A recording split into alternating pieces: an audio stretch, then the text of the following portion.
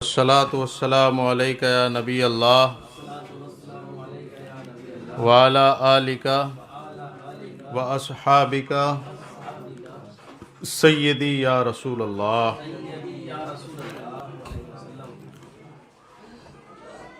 حضرت عبادہ بن صامت صحابی رسول ہیں، بیان کرتے ہیں قال رسول اللہ صلی اللہ علیہ وسلم وحولہ عصابۃ من اصحابہ۔ حضرت عبادہ بن صامت کہتے ہیں کہ ایک مرتبہ ایسا ہوا کہ چند صحابہ سرکار کی بارگاہ میں بیٹھے ہوئے تھے، تو سرکار نے ارشاد فرمایا بایعونی علی اللہ تشرکوا باللہ شیئا، کہ اے میرے صحابہ میرے ہاتھ پر اس بات پہ بیعت کرو کہ تم اللہ کا شریک نہیں ٹھہراؤ گے، اللہ کی ذات میں کسی کو شریک نہیں کرو گے، اس بات پر بیعت کرو۔ پھر اگلی بات ارشاد فرمائی ولا تسرقوا، اور اس بات پر بھی بیعت کرو کہ چوری نہیں کرو گے۔ چوری کرنا انتہائی رذالت کا کام ہے، شرافت سے گرا ہوا کام چوری کرنا ہے۔ قرآن مجید میں اللہ نے ارشاد فرمایا السارق والسارقۃ فاقطعوا ایدیہما، چوری کرنے والا چاہے مرد ہو یا عورت، اس کے ہاتھ کاٹ لیے جائیں۔ شریعت میں چوری کی سزا ہاتھ کاٹنا ہے۔ باوقت آپ کو جب یہ سنیں گے تو آپ کو بڑی سخت سزا معلوم ہوگی کہ بھئی چوری کرنے کی سزا ہاتھ کاٹنا، اور چوری کر لیں اور ہاتھ کٹ جائیں، اتنی بڑی سزا کیسے؟ تو میرے پیاروں میں بتاؤں کہ اگر ہاتھ میں ناسور پیدا ہو جائے تو ڈاکٹر یہ کہتا ہے کہ یہ ناسور تب تک ختم نہیں ہوگا جب تک کہ اس جگہ سے ہاتھ کو نہ کاٹا جائے۔ تو آپ ڈاکٹر سے یہ کہیں گے کہ ڈاکٹر ظالم ہے؟ ڈاکٹر ظالم نہیں، بلکہ ڈاکٹر تو آپ کے اوپر رحم کر رہا ہے اور مشورہ دے رہا ہے کہ اگر آپ نے ہاتھ نہیں کاٹا تو یہ ناسور جو خطرناک بیماری ہے پورے جسم میں پھیل جائے گی۔ اسی طریقے سے اللہ نے چور کی سزا رکھی ہاتھ کاٹنا، تو معاذ اللہ اللہ ظالم نہیں بلکہ اللہ نے رحم فرمایا اور یہ اشارہ فرمایا کہ یہ چوری اتنی خطرناک بیماری ہے کہ اگر پوری انسانیت میں پھیل گئی تو سب کو تباہ کر دے گی، اس لیے ضروری ہے کہ فوراً اس کے ہاتھ کاٹ دیے جائیں۔ تو سرکار نے فرمایا لا تسرقوا، تم اس بات پر بھی بیعت کرو کہ چوری نہیں کرو گے۔ اور تیسری بات سرکار نے ارشاد فرمایا ولا تزنوا، اور اس بات پر بھی بیعت کرو کہ تم زنا نہیں کرو گے۔ زنا کرنا اتنا بڑا گناہ ہے کہ سرکار دو عالم صلی اللہ تعالی علیہ وسلم ارشاد فرماتے ہیں کہ جب کوئی مسلمان معاذ اللہ زنا کرتا ہے تو وہ مومن نہیں رہتا،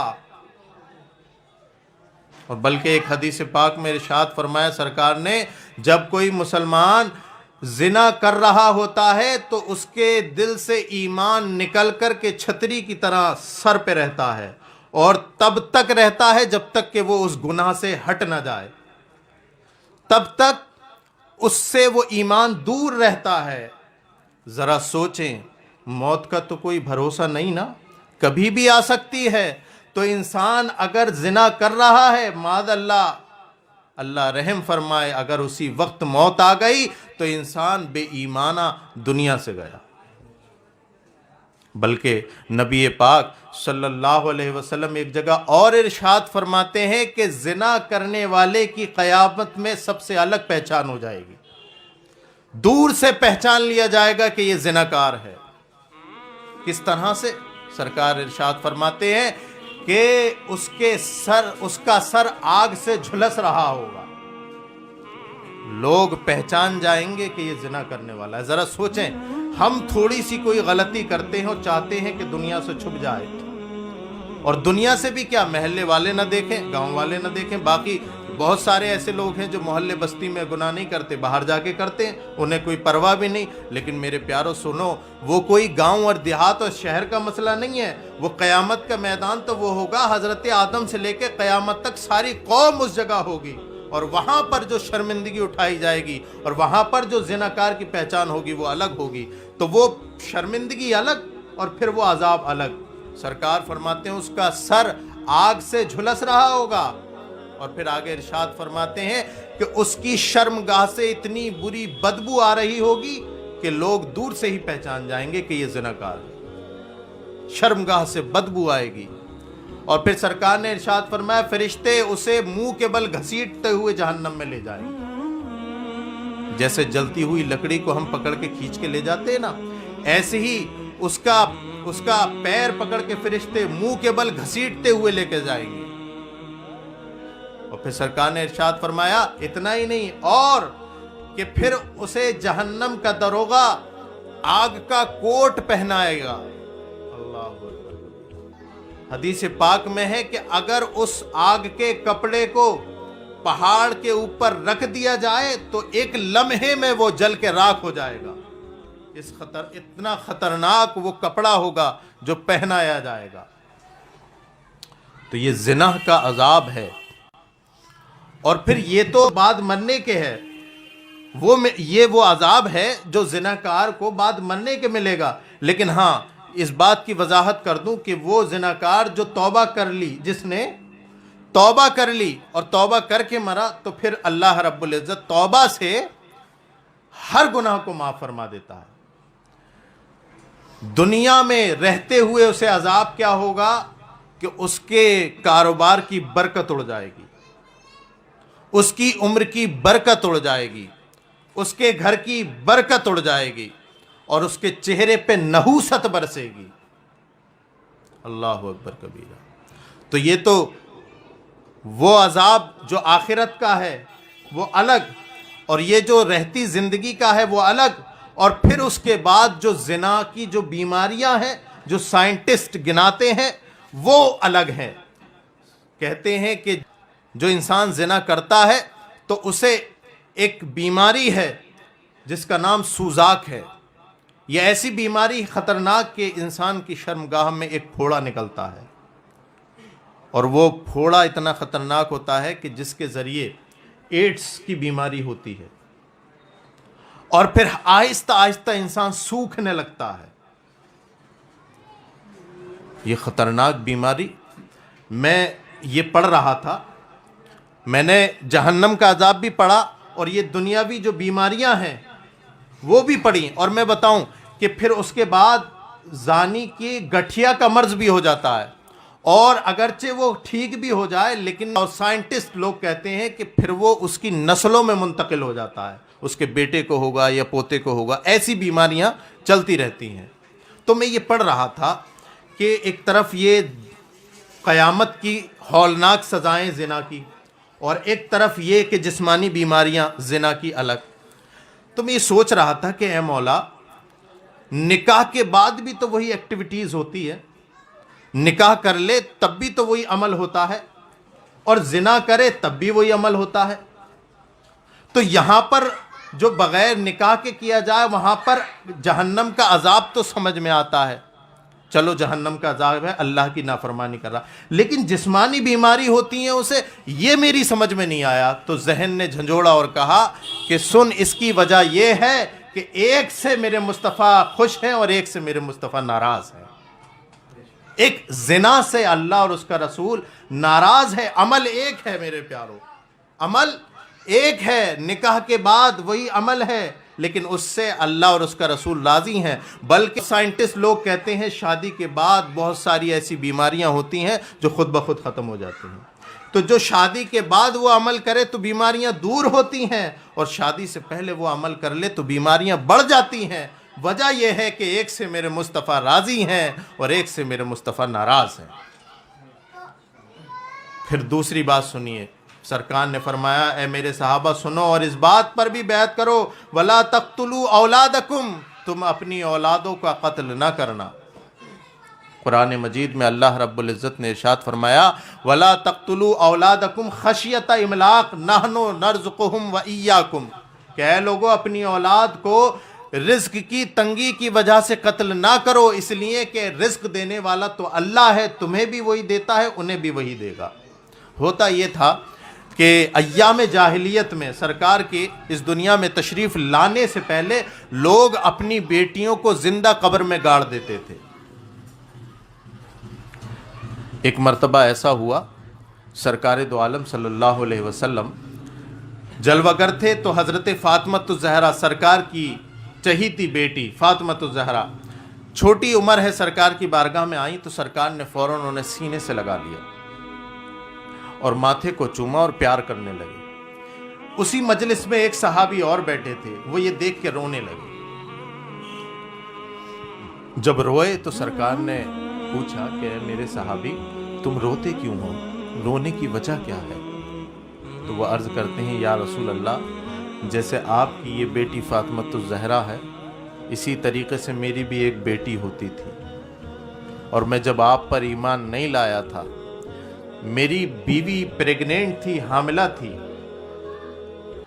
ان دنوں مجھے سفر پر جانا پڑا اور بہت لمبے سفر پر جانا پڑا۔ میں سفر پہ گیا اور ایک مدت کے بعد جب میں گھر واپس لوٹ کر آیا تو میرے آنگن میں ایک چھوٹی سی بچی کھیل رہی تھی۔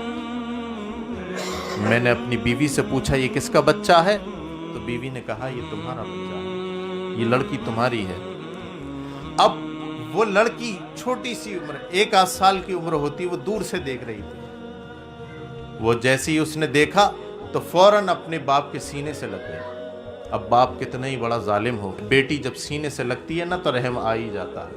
وہ دور کہ جس دور میں بیٹیوں کو زندہ زمین میں گاڑ دیا جاتا تھا، اس دور کا واقعہ۔ وہ کہتے ہیں یا رسول اللہ وہ میرے سینے سے لگی، وہ جو ظالمانہ وہ جو سوچ تھی میری وہ چکنا چور ہو کے رہ گئی۔ میں نے اسے سینے سے لگایا اور میں نے اسے خوب پیار کیا۔ بیوی نے یہ سمجھا کہ یہ راضی ہو گئے ہیں اس بات سے کہ اسے دفن نہیں کریں گے۔ خیر کوئی بات نہیں، عمر بڑھتی گئی۔ جب اس کی عمر 6 یا 7 سال کی ہوئی تو ایک دن شوہر نے اپنی بیوی سے کہا، صحابی رسول عرض کرتے ہیں کہ میں نے اپنی بیوی سے کہا کہ میری بیوی، میں اسے رشتہ دار کے کسی شادی یا کسی فنکشن میں لے جانا چاہتا ہوں، اسے خوب سنوار دو، خوب اچھی طریقے سے اس کا سنگار کر دو۔ بیوی خوش تھی کہ یہ باپ تو بہت سالوں سے اسے پیار کر رہے ہیں، یہ کیا کریں گے؟ بیوی نے تیار کیا اور ساتھ بھیج دیا۔ اب یہ بیان کرتے ہیں یا رسول اللہ میں اسے لے کے چل دیا، اور چلتے چلتے ایک ایسی جگہ پہ پہنچا، نہ کوئی انسان نہ کسی انسان کا سایہ، بیابان جنگل۔ میں نے اسے بٹھایا اور پھر ایک گڈھا کھودنے لگا، اور جب گڈھا کھود گیا تو وہ بچی پوچھنے لگی اپنے معصومانہ لہجے میں کہ ابا جان یہ گڈھا کس کے لیے کھود رہے ہیں؟ تو صحابی رسول عرض کرتے ہیں یا رسول اللہ جب اس نے پوچھا تو میرے اندر کا ظلم جاگ گیا۔ میں نے بجائے اس کے کہ کچھ اس پر رحم کرتا، میں نے اس کا ہاتھ پکڑا اور کہا کہ تجھے دفن کرنے کے لیے آیا ہوں، یہ کہہ کے میں نے اسے گڈھے میں دبا دیا، اور میں اس کے اوپر مٹی ڈالتا جاتا تھا، وہ روتی جاتی تھی، میں ڈالتا جاتا تھا، وہ روتی جاتی تھی۔ یا رسول اللہ میں نے اس کی ایک نہ سنی۔ جب اس نے یہ سمجھ لیا کہ اب یہ میری نہیں سنیں گے تو آخر میں اس نے چلتے چلتے یہ کہا کہ اے میرے باپ ٹھیک ہے مجھے دفن کر دو، لیکن جا کر کے میری ماں کو نہ بتانا، اس لیے کہ وہ مجھ سے بے انتہا محبت کرتی ہے، اس کا دل پھٹ جائے گا۔ اس نے میرے ساتھ یہ وصیت کی۔ اللہ اکبر۔ صحابی رسول کہتے ہیں یا رسول اللہ میں نے اس کی ایک نہ سنی اور میں اسے دفن کر کے ایسی واپس آ گیا۔ میرے اندر کا انسان آج جاگا ہے جب آپ نے اپنی بیٹی کو محبت سے چوما ہے اور اسے سینے سے لگایا۔ سرکار نے جب یہ باتیں سنی تو سرکار کی آنکھوں سے آنسو بے انتہا جاری، رونے لگے، اور پھر دوبارہ سے فاطمۃ الزہرا رضی اللہ تعالی عنہا کو سینے سے لگایا اور کہنے لگے کہ اے میرے صحابی بیٹی تو اللہ کی رحمت ہے۔ تو سرکار نے فرمایا کہ اے میرے صحابہ اس بات پر بیعت کرو وَلَا تَقْتُلُوا أَوْلَادَكُمْ کہ تم اپنی اولاد کو قتل نہ کرو گے۔ اولاد کو قتل کرنے کا ایک معنی تو یہ جو میں نے آپ کو بتایا، دوسرا معنی یہ باطنی اس کا ہے کہ اپنی اولاد کو قتل نہ کرو، مطلب یہ ہے کہ اپنی اولاد کو جاہل مت رہنے دینا، کیونکہ اولاد اگر جاہل رہ گئی تو یہ اس کی قتل کے مترادف ہے، کیونکہ قتل سے جسم کا نقصان ہے، قتل کرنے سے جسم کا نقصان ہے، اور اولاد اگر جاہل رہ گئی تو پوری نسل کا نقصان ہے۔ اس لیے اپنی اولاد کو ٹوکو، اپنی اولاد کو آزاد مت چھوڑو، انہیں سمجھاتے رہو کہ اللہ اور اس کے رسول کی محبت یہ چیز ہے، نماز بھی کوئی چیز ہے، روزہ بھی کوئی چیز ہے، زکوٰۃ بھی کوئی چیز ہے، اللہ اور اس کے رسول کا ادب بھی کوئی چیز ہے۔ سرکار دو عالم صلی اللہ علیہ وسلم نے ارشاد فرمایا، ادبوا اولادکم علی ثلاث خصال، اپنی اولاد کو 3 طرح کی تربیت دو۔ حب نبیکم، اپنے نبی کی محبت سکھاؤ اپنی اولاد کو۔ وحب اہل بیت ہی، سرکار نے فرمایا اپنی اولاد کو اہل بیت کی محبت سکھاؤ۔ وقراءۃ القرآن، اور تیسری یہ کہ اپنی اولاد کو قرآن کی تلاوت سکھاؤ۔ ماں باپ پر اولاد کی تربیت فرض ہے، اگر رہتے وقت ماں باپ نے اولاد کی تربیت نہ کی نا تو پھر بڑے ہو کے وہی اولاد ہاتھ پکڑ کے انہیں ماں باپ کا گھر سے نکال دیتی۔ اگر معاشرے میں ادب اور لحاظ کا ماحول پیدا کرنا ہے تو اولاد کی تربیت کرنی پڑے گی، کیونکہ سرکار نے ارشاد فرمایا کہ تم میں سے ہر ایک ذمہ دار ہے اور قیامت کے دن اس سے اس کی ذمہ داری کا سوال ہوگا۔ ماں باپ کی ذمہ داری ہے کہ وہ اولاد کی اچھی تربیت کریں۔ ایسا نہیں ہے کہ بچے نے نماز چھوڑ دی تو ماں باپ کچھ کہہ ہی نہیں رہے، روزہ چھوڑ دیا ماں باپ کچھ کہہ ہی نہیں رہے، لیکن ہاں اگر سودا لا کے نہیں دیا تو پھر چپلوں سے پٹائی ہوگی۔ مطلب سودے کی اہمیت ان کی نظر میں زیادہ ہے، اللہ اور اس کے